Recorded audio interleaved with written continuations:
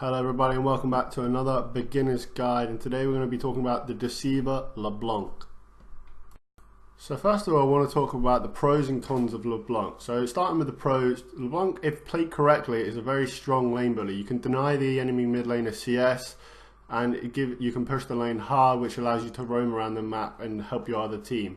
Now probably the best thing about LeBlanc is that she blows people up. Probably the best on the game at just taking someone out 100-0. Really easy to do that when you're fed and played correctly. And LeBlanc is also very mobile, makes it very difficult to gank the enemy jungler, as every time he comes in you can just distort away from him. And even if the enemy team has a fed ADC, you can take him out and win your team a team fight pretty easily if you can just assassinate them without dying yourself. Now unfortunately LeBlanc does have a few cons. Most notably, she's very squishy. I mentioned before how she's very good at getting away from ganks because she's very mobile. But if for some reason you do not get away from the gank, it's more than likely you're going to die, as it's very easy for a jungler and a mid laner to blow you up pretty quickly. LeBlanc also, if you get caught by a CC, be that a Morgana, a binding or anything like that, you pretty much instantly die. There's not a lot you can do about it. So LeBlanc's all about positioning and making sure that you can't be attacked by the enemy team. And finally, although LeBlanc is a lane bully, if for some reason you lose your lane, if you get lane camped by the jungler or anything like that, then you will lose harder than most. It's very difficult for LeBlanc to have a strong mid game and late game if she's had a poor early game. And LeBlanc's mostly known as an early game champion, so it's important you do well in the first 20 minutes. Now up on your screen now you'll see masteries followed by runes. Not an awful lot I can say about this. It is whatever you prefer. These are the ones I tend to use. If you want to use them, then just stop the video and copy them into your League of Legends, but other than that I haven't got a whole lot to say about them. Now the reason I find LeBlanc such a fun champion to play is she's all about combinations. So as you just saw there, that was QW. That is the one you want to use most to harass, as the sigil that she then places onto an enemy champion, it kind of like, it does more damage when you have another spell onto the champion. So you always want to use your Q first before using any other ability on the enemy champion.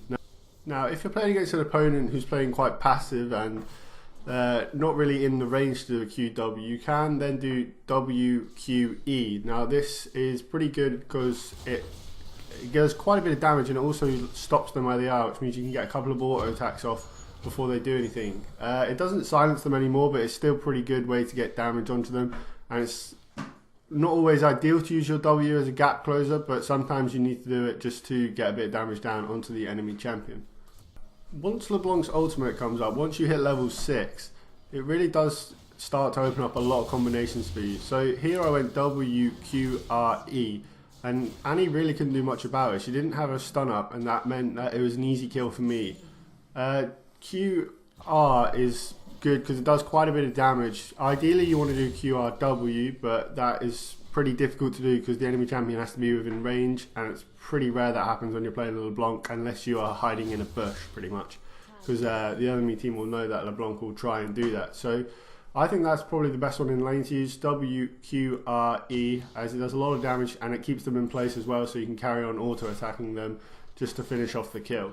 So as I said before in the pros and cons, LeBlanc is a very good lane bully. As you saw there, I did 100-0 on Annie pretty easily, which allowed me to push my minion wave into the tower and then roam, which gives an easy kill for me or my ADC. I got the kill there, but you can decide to give your kill to the enemy attack damage carry, because it gives them a lot better chance in lane. Now as you see here, this is LeBlanc, and once you start going on LeBlanc, it really does open up the map for your team, as you can push your lane hard and you can pretty much blow anyone up early in the game. So talking about abilities, what generally I prefer to do with LeBlanc is I like to level up my W. I think this gives you a lot better lane clear, allows you to push all the minions pretty quickly, which allows you to push it into the turret and then you can roam. I think that's the best way to play LeBlanc. Some people prefer to use their Q, as it puts a lot more damage, it gives you more blow up potential I suppose, but I would suggest you use W. I think it's a lot better way of playing LeBlanc. And then of course after you do your W, you do your Q and then your E. I think your E is always done last, because that, although it's a good CC, it doesn't silence them anymore, so it's not as strong as it once was. Now another combination you can use, which is sometimes not used as much as I think it probably should be, is here I've managed to poke down Annie quite a lot because I'm a lot more fed than she is in this game. Now I know that I can then flash QW her, so I don't have to use W as a gap closer, I can use my flash, so it guarantees a kill. Now I understand why some people don't want to use that. Flash is very important, helps you get out of lane, but because LeBlanc's so mobile with her W and then her ultimate, I think it's always a good idea to think about using your flash as a gap closer and well, easily getting a kill.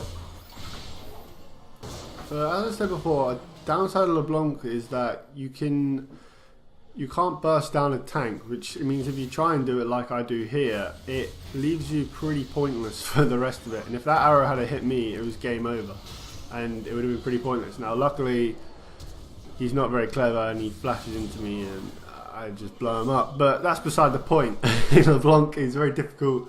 If you don't blow someone up, then you're pretty pointless for the next 5 seconds while you wait for your abilities to cool down.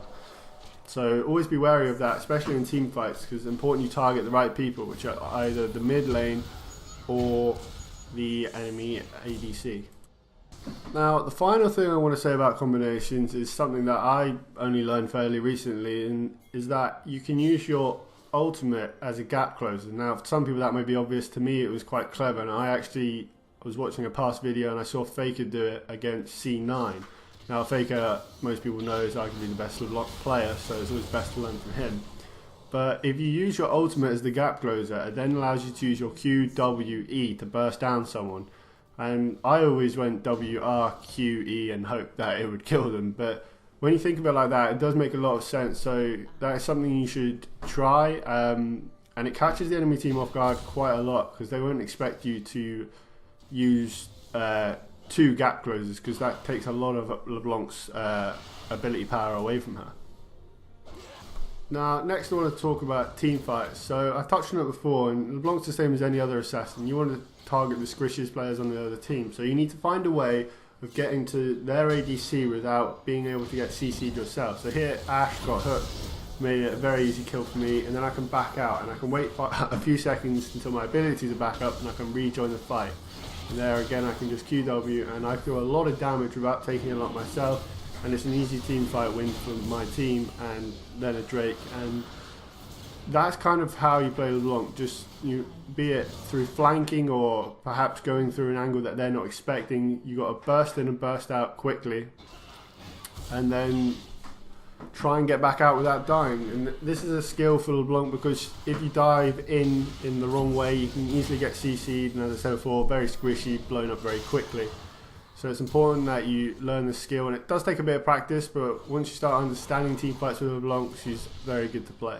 So here's a clip what I was on about. With LeBlanc, you've got to be a little bit clever, come from angles that perhaps they're not expecting. As you saw there, Thresh was trying to do the same thing, but here Ashe doesn't expect him to come over the wall, and this is why it was such an easy kill for me. WQRE, and then back out before Thresh or anyone could do anything about it. And as I'm waiting now for my abilities to come back up, there's another easy kill for me. Some people underestimate how good LeBlanc is at bursting people down, which is what Thresh did there. And there I was able to win my team fight for my team because the enemy team had no damage. Ashe was gone before anything had happened in that fight. So now I want to talk about the build guide. Now this is something that you would look for in your final build. Zone use is a bit of protection for when you go into a fight, and then you can zone use so you don't get blown up straight away. And then you want as much ability power as you can possibly get. So Void Star, Rabadons and Luden's Echo. Unfortunately there's no picture for that one, but it's pretty obvious. So build order, you always start with Doran's Ring and 2 pots pretty much. If you think you need to sustain in lane, then you can go with Flasks, that's an option. But generally always go Doran's. And then I try to build Morella.